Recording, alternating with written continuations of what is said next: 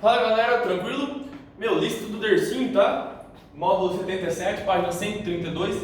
Tem 5 exercícios lá, 6, 7, 8, 9, 10. Depois a gente faz mais 3 exercícios da lista da parte 1 que ele passou, lista extra. Beleza? Seguinte, como vocês podem ver, os primeiros 5 exercícios da apostila, eles são teóricos. Dessa maneira, eu já coloquei a resolução para vocês na lousa. A gente vai ler os exercícios, vamos comentar todas as resoluções. Para que isso? Para que você ganhe tempo, para que você não fique vendo um vídeo do professor fazer as resoluções na lousa de um exercício teórico, tá bom? Vamos ganhar um pouquinho de tempo nisso. Excelente.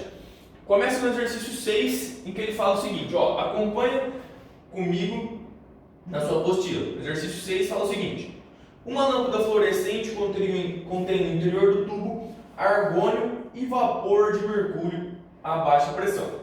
Quando ligada, o gás da lâmpada é ionizado para que se estabeleça a condução de corrente elétrica. Quais partículas são portadores de carga elétrica e formam a corrente elétrica? Explique. Galera, em um gás ionizado, os portadores de carga são aqueles que a gente chama de cátions e ânions, tá bom? Diferentemente, por exemplo, de um material no estado sólido, por exemplo, um fio de cobre, no fio de cobre, quem que são os portadores de carga? São os elétrons, tá bom? Isso seria no estado sólido. No estado gasoso é diferente. A gente tem um gás ionizado, em que nesse gás ionizado, os portadores de carga são os cátions e o ânions. São aqueles carinhas que levam a eletricidade, tá bom? Cátions e ânions. Exercício número 7. A respeito da corrente elétrica, responda o que se pede. O que é corrente elétrica? Galera, o que seria corrente elétrica?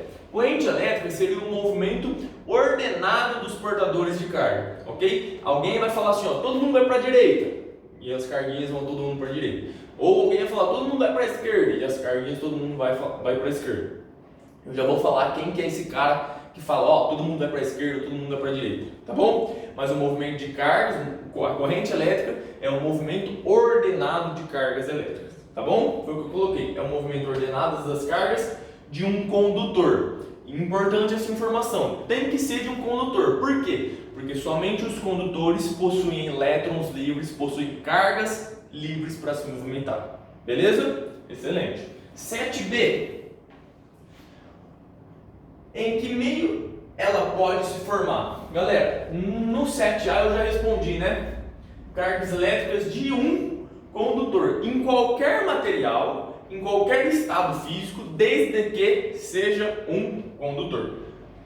Em qualquer condutor de eletricidade, sólido, líquido ou gasoso. C. O que é necessário para que se estabeleça uma corrente elétrica em um condutor de eletricidade? Galera, lembra que eu falei assim, ó, alguém vai falar todo mundo vai para a direita, ou alguém vai falar todo mundo vai para a esquerda? Quem que fala esse todo mundo vai para a direita ou todo mundo vai para a esquerda? É o que a gente chama de diferença de potencial. Dá outro nome, tensão. Dá outro nome, U. Dá outro nome, bateria. Dá outro nome, pilha. Dá outro nome, diferença de potencial. Dá outro nome, DDP. Todas essas coisas são a mesma coisa. Dá outro nome, gerador. Todas essas coisas são a mesma coisa. O que é? É o carinha que fala, todo mundo vai para a direita. É quem ordena, é quem organiza os portadores de carga, tá bom? Então deve-se estabelecer uma diferença de potencial entre as extremidades do condutor, tá bom? Quando você quer ligar o liquidificador, o que você faz? Você pega e liga na tomada. Fisicamente, o que você está estabelecendo? Um campo elétrico. O que você está estabelecendo? Uma diferença de potencial, tá bom? Excelente, galera. Vamos para o exercício 8. Ele fala assim, ó. Comente a diferença entre o movimento real dos elétrons que formam a corrente elétrica em um fio condutor e o sentido convencional. Galera, quando eles estudavam todo esse negócio de eletricidade antigamente, eles tentavam entender o movimento das cargas, tá? E como eles não sabiam como que as cargas se movimentavam, eles convencionaram de uma maneira. Porém, com a evolução da ciência, eles descobriram como que era o real movimento dos elétrons e das cargas e perceberam que era oposta ao movimento que eles tinham convencionado. eles tinham convencionado que era um movimento de cargas positivas e depois foi descoberto que o movimento era de cargas negativas, ou seja, totalmente oposto. Beleza? Vamos ver o que eu escrevi para vocês. Ó. A corrente elétrica real está no sentido oposto ao da convencional, foi o que eu falei, excelente. Os elétrons livres de um condutor, olha lá, precisa ser condutor para ter elétrons livres, se movimentam no sentido oposto ao do campo elétrico. Por que no sentido oposto ao do campo elétrico? Porque são cargas negativas. Do potencial menor para o maior. No entanto, o sentido convencional é do movimento de cargas positivas, ou seja, do potencial maior para o menor. Resumindo, foi-se convencionado positivo, depois de algum tempo descobriram que o movimento real era negativo, ou seja, oposto ao do convencional. Beleza? Maravilha, galera. Vamos para o exercício 9.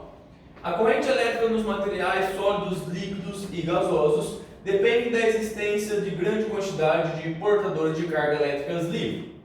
Dos materiais apresentados, a seguir, aquele que atende a essa condição. Galera, para a gente conseguir ter um movimento ordenado de cargas, a primeira coisa que eu preciso é ter um material que me possibilite eu ter cargas livres. Que material que me possibilita ter cargas livres? Os condutores. A partir daí, ligue uma bateria, estabeleça uma diferença de potencial e a corrente elétrica, o movimento ordenado das cargas começa a acontecer. Beleza? Então a gente precisa procurar um condutor dentre as alternativas. Qual é o condutor, galera? A água pura no estado líquido.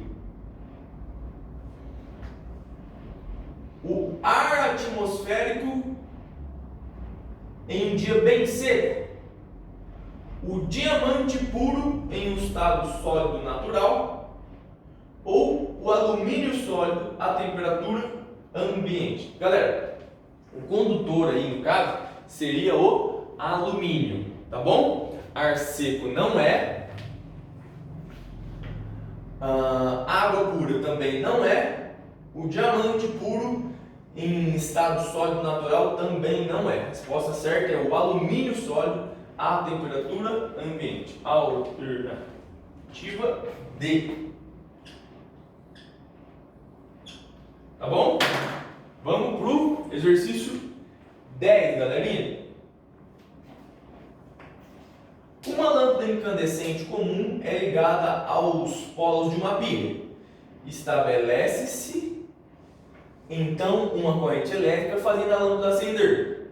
Quais são os portadores de carga elétrica que atravessam a lâmpada? Explique. Olha lá, uma lâmpada incandescente é ligada aos polos de uma pilha. Estabeleci uma diferença de potencial.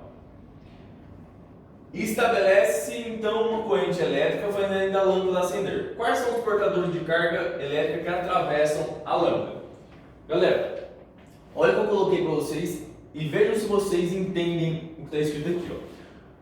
Quem que são os portadores de carga no caso? São os elétrons. Sem crise aqui, né? Os elétrons são os portadores de carga. Os elétrons, o movimento ordenado desses do polo negativo para o positivo. Por que é do negativo para o polo positivo? Porque os elétrons são carguinhas negativas.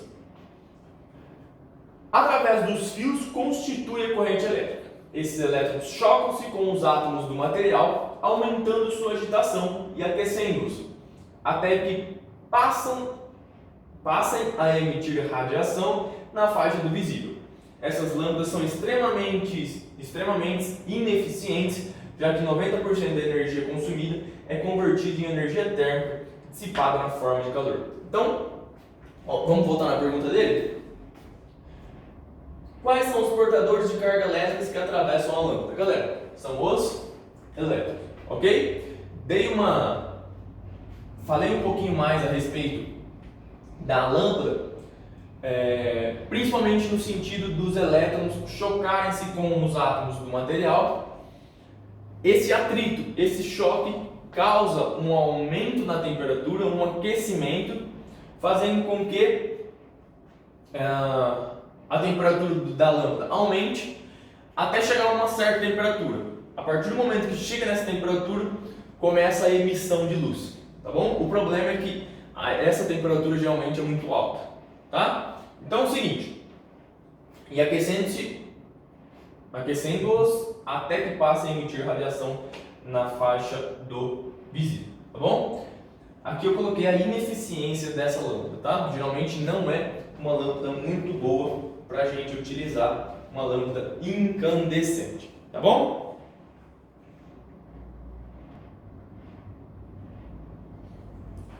Galera, dando sequência aí à lista que ele passou para vocês de tarefa, vamos para a lista extra que ele passou, aquela folhinha, tá? Abre aí, pega para você acompanhar essa lista, parte 1, tem 3 exercícios, os 3 primeiros exercícios, tá bom? Vamos lá, ó, vou ler aqui com vocês. O exercício 1 fala o seguinte: um corpo tem 5 vezes 10 a 19 prótons, beleza. Galera, já coloca essa informação no canto. Número de prótons, 5 vezes 10 a 19. E ele fala que o número de elétrons é 4 vezes 10 a 19. Sendo que a carga elementar a gente sabe que é 1,6 vezes 10 a menos 19. Ele pede a quantidade de carga total, né? O Qzão. Então, ó, eu sei que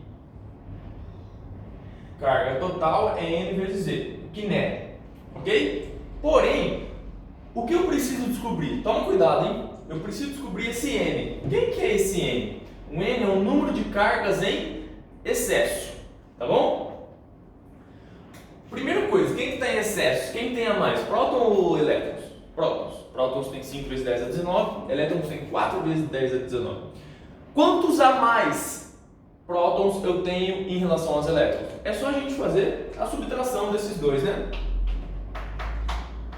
Para a gente descobrir o número de cargas em excesso, subtrai os prótons dos elétrons, eu vou ter 5x menos 4x, 1x.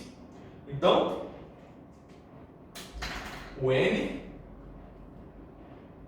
é igual a 1 vezes 10 a 19. Beleza? Maravilha, galera. Então, vamos substituir aqui. O Q é o que eu quero. O N, 1 vezes 10 a 19. Carga elementar, 1,6 vezes 10 a menos 19. Ó, dá para cortar esse 10 a 19 com 10 a menos 19. O que sobrou? Sobrou que o Q é igual a 1,6 coulomb. Ok? Galera, no caso, só para ficar mais visível, mais 1,6 vezes 10 a 19. Por quê? Porque quem está em excesso são os prótons.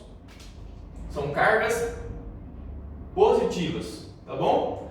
Então, no caso, o Qzão também será positivo. Vamos tentar achar a alternativa.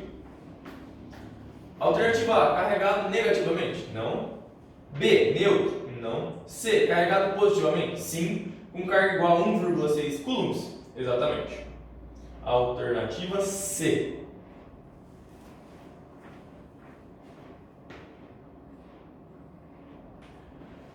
Vamos para 2, galera. A 2 fala o seguinte: uma esfera está eletrizada com carga positiva de 0,8 nanocoulombs. Olha a informação que ele me deu. Ele informou que o Qzão, a quantidade de carga, 0,8 nanocoulombs. O que é nano mesmo, galera? Nano é 10 a 9, né? 10 a menos 9 coulombs. Continua. O que ele pede no item A é quantos portadores de carga a esfera tem em excesso? Portadores de carga, quem que é? É o N, né? A gente precisa descobrir o N. Só aplicar na formulinha, né, galera? Q igual a N vezes P. Então o Q é 0,8 vezes 10 a menos 19 igual a um N, que é o que eu quero saber. 1,6 vezes 10, aqui é 9. 10 a menos 9, aqui é 10 a menos 19. Ok? Tá multiplicando, passa dividindo.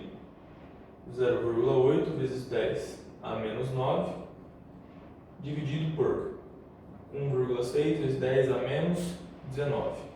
É o N. Então quanto vai ser o N? Ó, galera, 10 a menos 9. Esse 10 a menos 19 só para cima como sendo 10 a mais 19. 10 a mais 19 menos 10 a menos 9. 10 a décima. 0,8 dividido por 1,6.